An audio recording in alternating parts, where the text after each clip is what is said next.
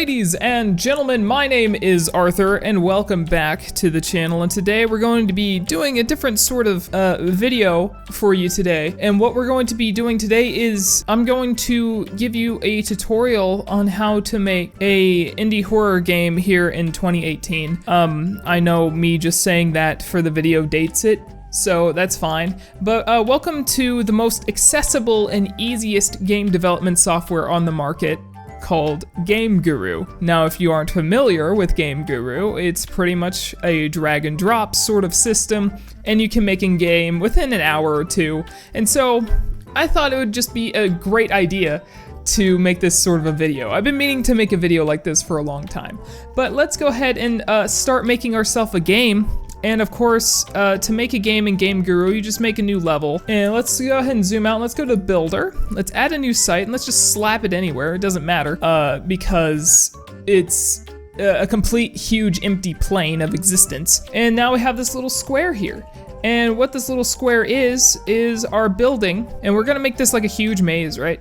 We can't just have like a little 1, 2, 3, 4, 5, 6, 7, 8, 9, 10, a 10 by 10 grid. No, we need a huge map. Or what we could do possibly is just make sure there's like an upstairs to make the player more annoyed. So let's go ahead and let's make this like real, like bricky, because I got inspiration from Consternation that whenever you make everything brick, it just looks really well. So let's go ahead and, okay, so let's go ahead and just make everything brick. I thought I could be able to just like paint bucket it on there, but apparently I can't do that with this engine, but that's fine. We will come back to that later. So now we have this nice brick floor. It looks great, and then we need a brick wall, don't we? Yes, we do. Go back to Builder, go to Walls, and then let's just start painting that on there like that. Let's rotate it, put some walls everywhere, because we need to start out with a box, because that's how you make a maze, right? You start out with a box, you start out with a box, and then what you put inside this box is completely up to you. You can make it like an actual spooky maze and stuff like that. That is not brick. That's not what I wanted, but that's fine. We can actually go ahead and click wall, and then let's rotate this around, and then hold down shift to delete the wall, I believe. Yeah, and then we'll put this there. There you go. So then the floor and the walls look the same, right? You want the player to be completely confused as to what's going on. And so we just need to try and make sure that it looks as spooky as possible. So now what we're gonna be doing is making the basic fundamentals of the actual maze. And so from the inspiration I got from Consternation is they made the maze, and they start out with like this long little corridor here, and then they split off and do whatever else they want. So what a good practice to do is to just go like this, right? And then what you do after that is up to you. I mean, you can put like spacers in between, you can do pretty much whatever you want, but the fundamentals of a maze are always pretty much the same. You just gotta make a whole bunch of walls, and then basically just put little indents in them. And also maybe some like little dead ends, of course. So let's make this right here a dead end. So we're going to put one there. Let's rotate that right there, and we get rid of this wall here. And so whenever they walk, they're gonna start here, of course, and there's gonna be a door right there. So they're gonna walk, and then they're gonna be like, oh, look, a motherfucking dead end.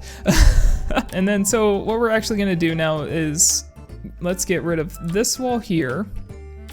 And maybe this wall here, and so it wraps around a little bit. And then we're gonna put that wall there. And because I'm a bad indie developer, I'm going to make sure that the walls are like skinny as all hell, and you can see the actual textures and stuff.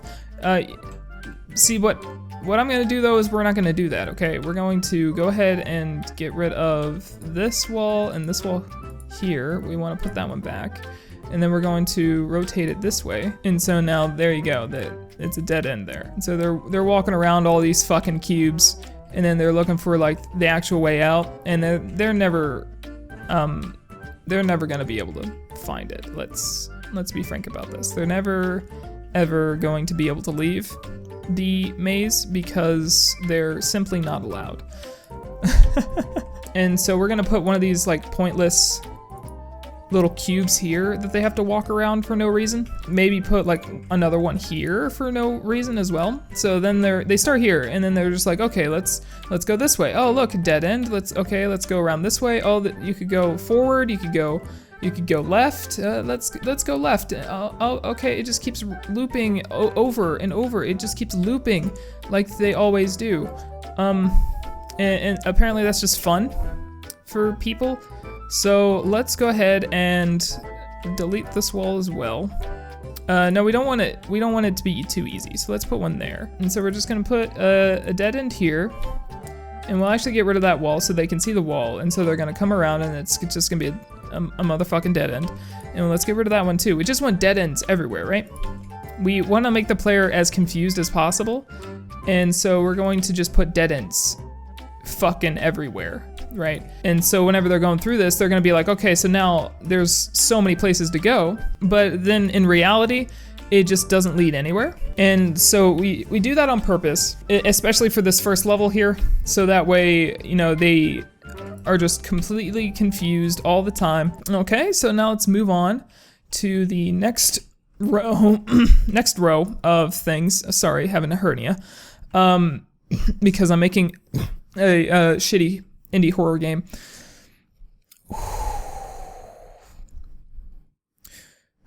Okay, let's continue. So now we're gonna make it to where this one kind of twisty turns. And so whenever they waste all that time going through here, they're gonna realize that there's nothing there, and then they're gonna get super pissed. But that's fine, because as the developer of the game, I think that's kind of funny. It's fine to me. Okay, so we got our maze going. Again, the player, let's go back to markers. The player, here we go. Let's go ahead and move him where he's supposed to go. He's gonna go right there. Let's delete that one and then hit enter to level it with the ground. Okay, so now we start here and then we're just gonna go throughout the maze, right? And so of course, with any good maze horror game, we have to place a key randomly. And so what I'm thinking we're gonna place the key, maybe, I don't know, not close to the entrance. That'd be too easy. We'll probably put it around like this wall or this wall here or something like that, and make it to where it doesn't glow or anything like that. So you just kind of have to stumble across it. There's no like indicator or anything, like no press F to pick up button. And so you kind of have to just sort of stumble across it. And if you don't stumble across it, then I mean, I guess you're just sort of shit out of luck there. So we got our little maze going.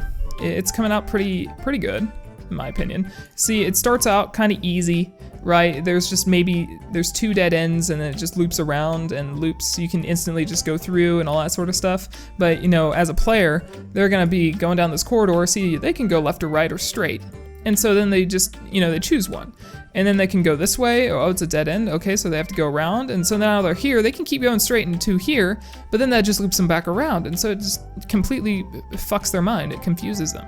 They don't understand what's happening.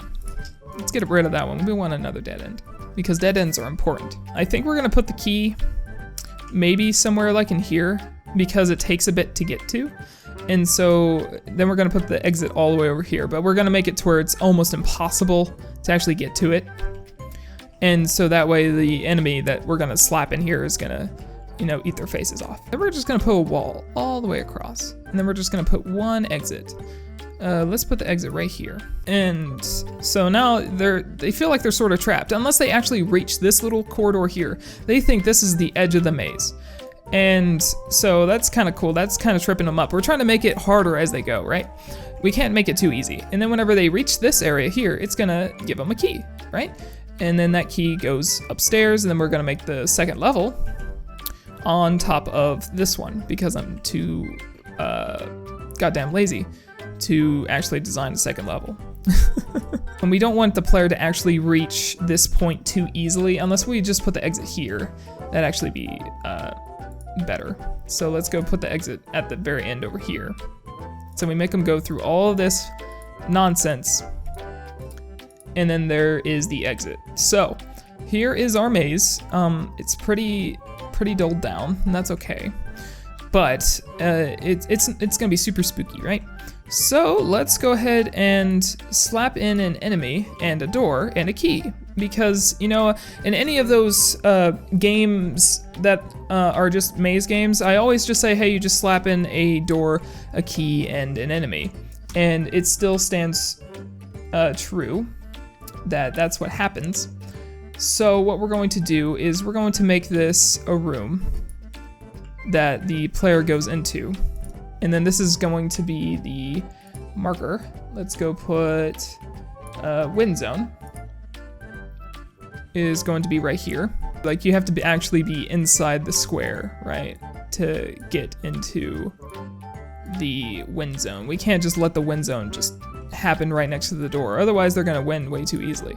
So we're gonna make it like a square here, right? So whenever they reach that square there, then they get to win. So we're going to put a door there. Okay, so we put down our door. It's sort of floating there because I need to, I put down the frame, and so I need to extract the frame, hold down L, and make it like a part of the actual wall itself. There we go, and now it pops through a little bit, and then we're going to go into the Builder tab and go to column, and then we're going to select this and edit it, and then under column I'm going to go right here where the wall is, and then I'm going to hold and then drag. There we go. So now that wall disappeared, and we have our little doorway here. And then let's go ahead and put our door back where it belongs. So let's slide that on in. Now we have our door, and then we need to go to properties, and then we need to use key, and then we need to name the key just something fucking obscene. So we're just gonna go with key. So we're going to change this from door auto to door locked. So let's apply changes. So now we have to use a key to get out, right? Okay, so we got the door, we just need to place the key. So let's go into entities, and then we need to find a sort of key to pick up to open said door. And so I think what we're gonna do is we're gonna go into World War II props and maybe try and find a key here, segment. Okay, so I have the cartoon pack, and I think we're going to use this key here. So we're gonna double click on that, and then we're going to rotate it, and we want it flush with the wall. Let's put the key somewhere really, really fucking stupid. Let's put the key like right here, and let's properties it, let's name it key, right? Yes, need key LOA if used. Okay, so we got that working. And just to test that the door won't open, I want to move the player start over here, because now we have to start doing a little bit of beta testing, right? So we're gonna rotate this to face towards the door, and we're gonna launch it. We're gonna try and see what the game looks like so far. There is no roof. Okay, so the door still automatically opens. And I don't want that to happen. All right, everybody. So I just had debugged the door for some reason. If I don't have the properties set just a straight up door and have it set as door auto, it just keeps opening the door anyway. So I had to also use if used to put the steel door name. So now we have the door, we have the key, all placed down, ready to go. And of course the key is almost impossible to see.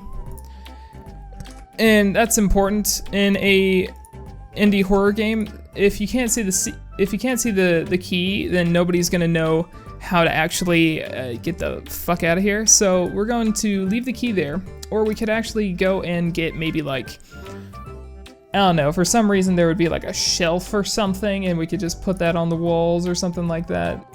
And now all we need left is a big bad enemy in here trying to, you know, eat your giblets. So of course we're going to put it like right at the start here. So let's go to entities, And then we will try and find ourselves like, I don't know, maybe like the generic clown zombie is perfect. And we'll hit enter so it hits the ground. Rotate him around so he's going this way. And then we will change a little bit about him. So we're going to make him, his view range is gonna be 5,000. So he can see everywhere. And then we'll change his view cone to 360. So that way he can see all around him. So you can't just sneak up on him, of course. And then we're gonna change his speed to 150, so he's super quick. And we'll also go over here and let's go ahead and delete this start position and go back to markers, place the player here. And then we're going to change his speed. So his speed starts out at 100, so the clown zombie is gonna be faster. But if we change his acceleration, now we have our enemy right here and he's gonna come walking around instantly trying to kill you. So let's go ahead and test this real quick to see if he can see through walls.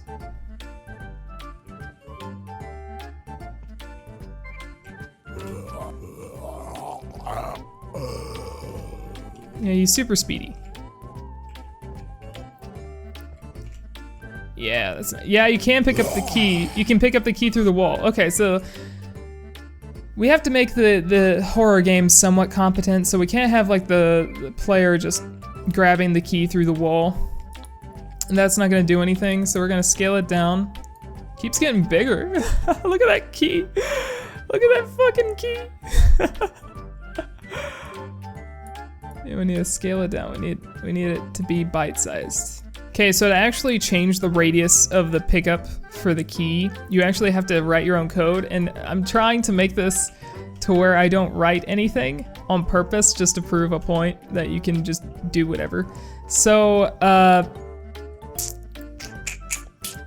I'm probably gonna have to set up a little spot somewhere that the player can't get to easily, because we don't want the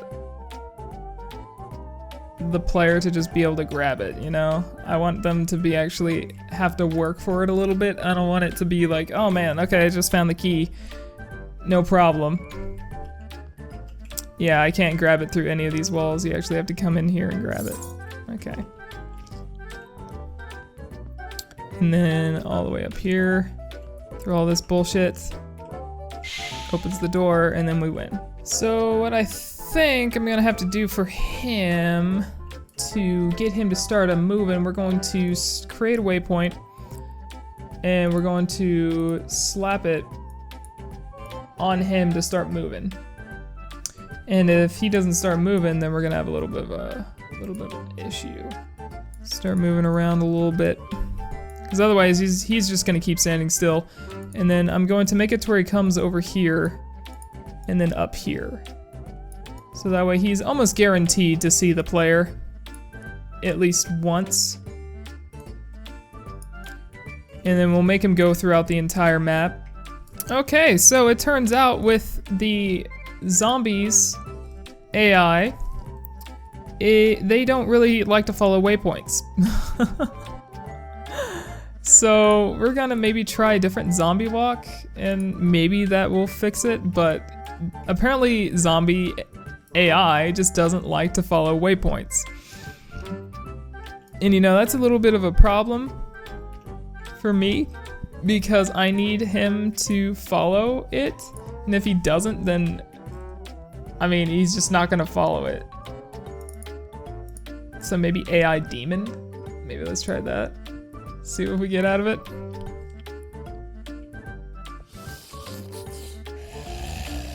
Oh my god, look at him go. That's awesome. Oh my. Dude, look at him freaking go.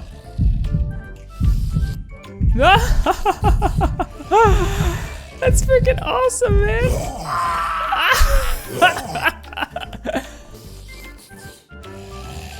Oh my god, he's so quick. Okay, that's creepy. I don't want that. Yeah, see, sometimes like they will follow it, but it has to be like one of these. It can't just be like, it can't be apparently the zombies or the wizard.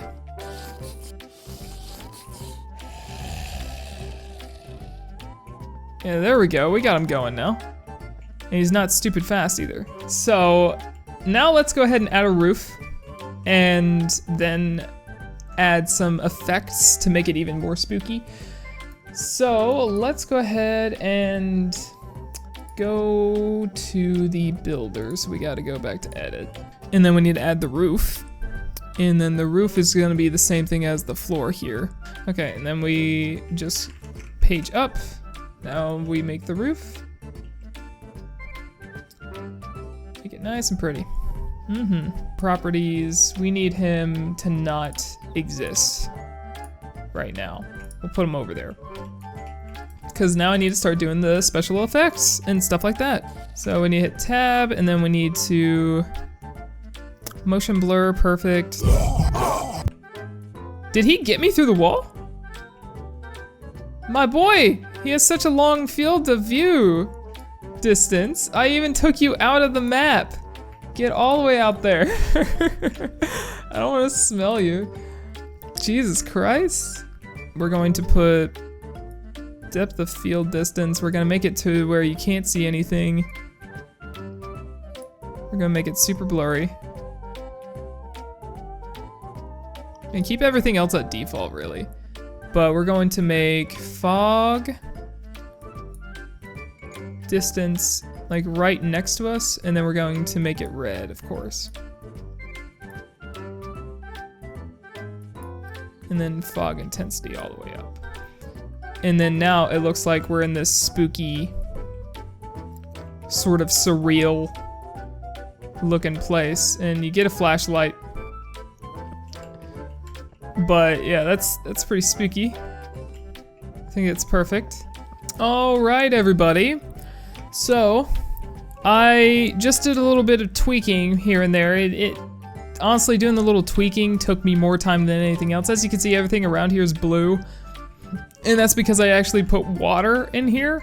And so now there's water. I made it to where it's all foggy in here. And let's go ahead and see what the final product will sort of look like. So we got that red light coming out. Looks pretty scary. Got him coming after us. He's pretty quick. And you just have to explore the maze trying to find the key while he's still after you. I gave the player regeneration of health, so that way it goes away after a time. But yeah, that's how you make a maze game, honestly. All I did was, again, made the maze, put a key in a door, and said go. And that's just pretty much how you make a maze game, really. I need to pull this down a little bit. But yeah, that's how you make a maze game. They're not hard. This little project literally took me an hour and a half. The only times I ever had problems was figuring out how to make a doorway, and then it just turns out you just go into the builder and then use columns and rows to delete portions of the wall that you want for there to be a door. And so that's not difficult. AI pathing is still fucked up, and that's just GameGuru for you. And then most of the other stuff was just going in and creating like the actual maze and stuff, making sure the player has a regenerable health, stuff like that, putting the key, making sure the key can't be got through walls and stuff like that. But there you guys have it. That's the maze, and so we're gonna go ahead and extract it. Save as standalone. All right, here we go. Here's maze game, and run as mazegame.exe. And here we go. Start, load, about. There is no about page, of course not. So let's go ahead and start. And it's gonna load. It's gonna take forever to load, because that's GameGuru for you. But you have to press F. You have to press F to bring up the flashlight, otherwise it won't come up at all and you'll be walking around in darkness. But I put water in, just because I thought it looked cool. And yeah, I literally put like no effort into this. And that's just GameGuru for you. You don't have to put any effort in whatsoever. Oh, the door still opens even though I didn't get the key. And then you walk in and then the game ends. Okay. But yeah, that's how you make an indie horror game in today's sort of day. Thank you everybody so much for watching. And as always, I'll see you guys later.